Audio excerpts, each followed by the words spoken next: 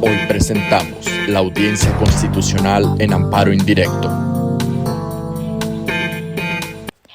Bienvenidos a un nuevo videoclip de Loudland. Mi nombre es Gustavo Ángel Paciencia Muñoz de la materia de juicio de amparo y en esta ocasión hablaremos sobre la audiencia constitucional que surge del amparo indirecto, en donde nos centraremos en su concepto y generalidades, así como sus etapas, donde más adelante les explicaré con más detalle cada uno de estos puntos.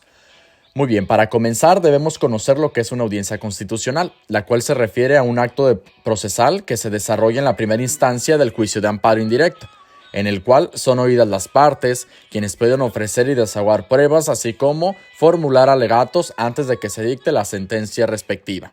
Se conceptúa como constitucional debido a que en el juicio ha de pronunciarse sobre la constitucionalidad o inconstitucionalidad del acto reclamado. La audiencia se compone de 3 etapas. La primera es el periodo probatorio, que como su nombre lo dice, es donde se ofrecen y se rinden las pruebas dispuesto en el artículo 119 de la Ley de Amparo, las cuales son documental, testimonial, pericial e inspección ocular, a excepción de la confesional, que si no hay fundamento para presentarla, se puede excluir. La documental podrá presentarse con anterioridad, sin perjuicio de que el órgano jurisdiccional haga relación de ella en la audiencia y la tenga como recibida en este acto, aunque no exista gestión expresa del interesado. En este periodo existen varios pasos del primero, pero el primero sería el objeto de la prueba, es donde la demanda y el informe con justificación plantean ante el juez una cuestión concreta del acto reclamado, relacionado con el contenido del artículo 103 de la Constitución Política de los Estados Unidos Mexicanos, de modo que el tema de la prueba debe versar sobre los hechos planteados y las normas jurídicas aplicables, ya que con esto entendemos que las pruebas tienen que tener objeto jurídico, como en los hechos, para ser aprobada. Existen algunas excepciones, por ejemplo, cuando se alega la existencia de una norma contenida en un ordenamiento legal extranjero. Quien la invoca debe probar su existencia. Así también, cuando el derecho consiste en la jurisprudencia de los tribunales o la cuestión relativa al tema de la prueba, ya que solo se consideran las pruebas que ayuden a fallar el acto que se reclama. Además de que el Tribunal de Amparo está facultado para recabar oficiosamente las pruebas que, habiendo sido rendidas ante la autoridad responsable, no obren en autos y se estimen necesarias para resolver el caso, ya que las partes pueden aducir todos los elementos a su alcance para comprobar sus pretensiones. El siguiente paso sería la carga de la prueba, en donde la Suprema Corte ha establecido un principio de equidad en la obligación procesal de la carga de la prueba, en su caso la prueba del acto reclamado y su inconstitucionalidad, sino que también a la autoridad responsable le toca la justificación de los actos y debe comprobar con las constancias conducentes la legalidad de sus procedimientos, y que 2 son las condiciones que deben concurrir para negar el amparo: que el quejoso compruebe las violaciones por él mismo y que la autoridad responsable compruebe que no ha violado ninguna garantía constitucional. A esto nos referimos al trabajo que ambas partes deben garantizar que sus pruebas tengan carga legal para abrir un juicio de amparo. El Ministerio Público brindará pruebas que tiendan al descubrimiento de la verdad. Cabe señalar que la carga de la prueba no le corresponde a los terceros perjudicados. El tercer paso y último son los medios de prueba, en donde las pruebas se clasifican en directas, indirectas, históricas y críticas. Primero la directa, que es la que se refiere al objeto de la prueba y la que está constituida por lo que debe ser conocido por el juzgador. Ejemplo, cuando un hecho físico o una cosa ha de ser examinada, como la inspección ocular. 2. La indirecta, es la que versa sobre un objeto distinto. El ejemplo de esta sería cuando las personas tienen un testimonio sobre el acto, como la prueba testimonial, como ejemplo. La diferencia entre estas clases radica en la coincidencia o divergencia entre el hecho que se va a probar y el percibido por la autoridad jurisdiccional. 3. Las históricas son aquellas aptas para representar el objeto que se quiere conocer. Es cuando por su sola virtud el hecho puede darse por probado. Ejemplo, una fotografía o un documento. 4. Las críticas son las que infieren o representan directamente el objeto que se quiera conocer.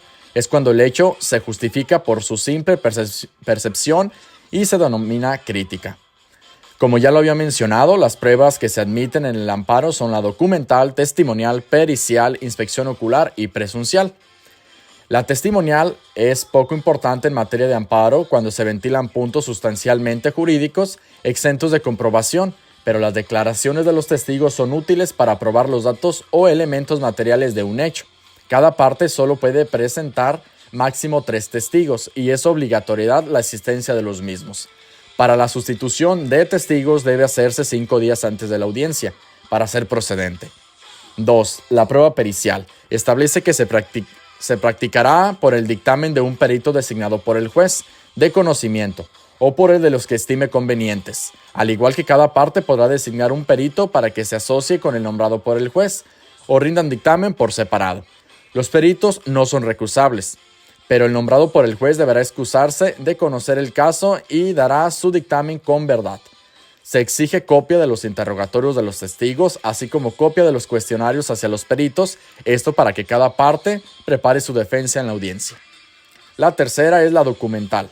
Alude a los documentos públicos, acta de nacimiento, y privados, sería un contrato de trabajo, como medios probatorios. Esta prueba tiene un tratamiento especial y destacado en el amparo indirecto, que por su naturaleza se desahoga automáticamente sin necesidad de mayores trámites, ya que el sentido de su resolución deberá ser congruente con las circunstancias de hecho jurídicamente demostradas con estas evidencias. Y la cuarta prueba sería la inspección ocular. Esta prueba se presenta con igualdad a las anteriores pruebas, ya que antes no lo era, y esta se refiere a la recolección como el de conservar los restos materiales del delito para su utilización en el juicio de amparo. El juez debe permitir la intervención de todos los interesados y si no lo hace es una violación.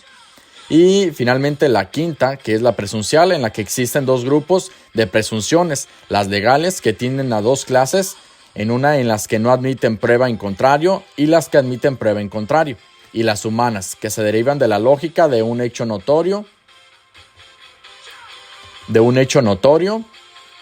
o probado. Cabe señalar que las pruebas que no son idóneas para el objeto que se propusieron el juez puede desecharlas desde su anuncio sin esperar la audiencia. Este periodo probatorio comprende de 3 actos: ofrecimiento, admisión y desahogo. Respecto de los primeros, existe un principio liberal en el sentido en que puedan aducirse o admitirse todos aquellos medios que produzcan convicción en el juzgador. Está prohibido ofrecer, admitir o desahogar pruebas que pugnen con la moral y el derecho. Se advierte que el oferente de una prueba documental está facultado para aducirla antes de la celebración de la audiencia, sin ofrecimiento previo. Al contrario de las otras, pruebas deberán presentarse 5 días antes de la audiencia. Y el tercer acto, que es el desahogo, se lleva a cabo en la audiencia constitucional. La segunda es el periodo de alegatos, en la que se reciben los alegatos de las partes, que como sabemos son los argumentos como conclusiones sobre su juicio y las pruebas que se presentan, y en su caso el pedimento del Ministerio Público. La regla general que rige en esta materia es que los alegatos deben producirse por escrito.